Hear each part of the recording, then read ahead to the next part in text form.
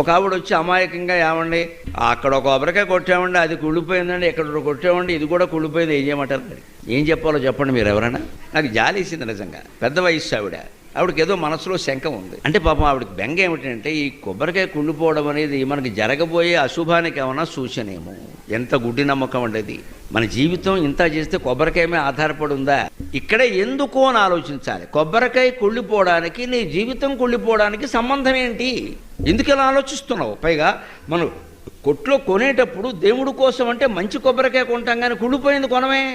మనం కావాలని చిత్తశుద్ధితో దేవుడికి మంచి కొబ్బరికాయ కొట్టాలని మనం ప్రయత్నం చేసినప్పుడు అదేదో అనుకోకుండా లోపల కుళ్ళిపోతే మనమేం చేస్తామండి? అది అమ్మేవాడికి తెలుసా, మనకి తెలుసా?